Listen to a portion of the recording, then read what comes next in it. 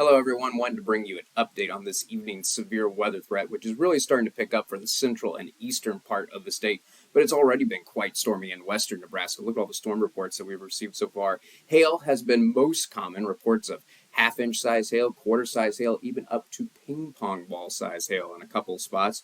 Also some reports of strong winds and a couple of tornadoes in Colorado and Wyoming, none in Nebraska so far.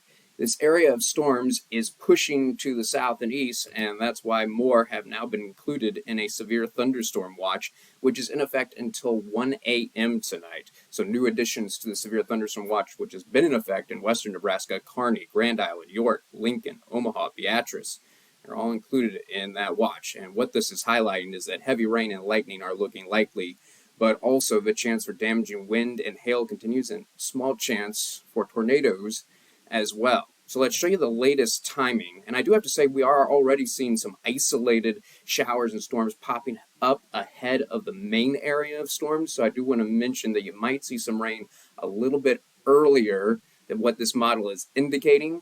But what we're highlighting here is where the main threat is going to be for the damaging wind and hail. And that's beginning for Kearney and Grand Island around 8 o'clock this evening.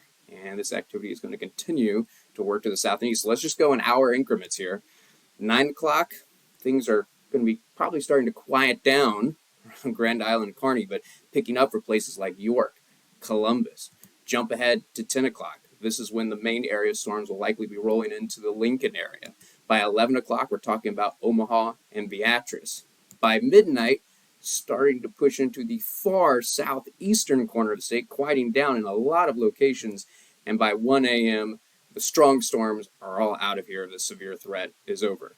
We are still going to have some lingering showers, it looks like, through the overnight hours. In fact, I'm not going to rule out still some isolated showers very early tomorrow morning, maybe 6, 7, as late as 8 a.m., but I do think by 9 a.m., all the lingering showers in the far eastern part of the state are out of here. In fact, we'll probably already have mostly sunny skies. So what are we most concerned about? Until 1 a.m. tonight, I tell you what, probably what's going to become most common, I know so far it's been the hail in the western part of the state, but I think what's going to become more common are some really strong wind gusts. I think 40, 50 mile per hour wind gusts are going to be common. And I tell you what, in a worst case scenario, I'm not going to rule out a couple spots seeing wind gusts as high as 80 miles per hour. I do think that's a possibility.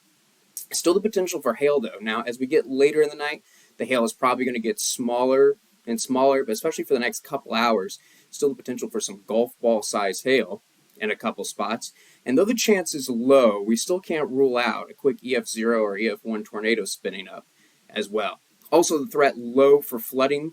I think up to 2 inches of rain could fall, and normally I wouldn't even be concerned about that, but because it's been pretty wet lately, the ground is getting more saturated. So if 2 inches of rain falls in a low-lying or poorly drained location, yes, there could be a few flooded roads. So the big takeaways: try and remain indoors this evening. You don't want to be stuck on the roads in these kind of storms. So try and remain indoors and not venture out unless you really have to. And also make sure your phone is fully charged for 2 reasons.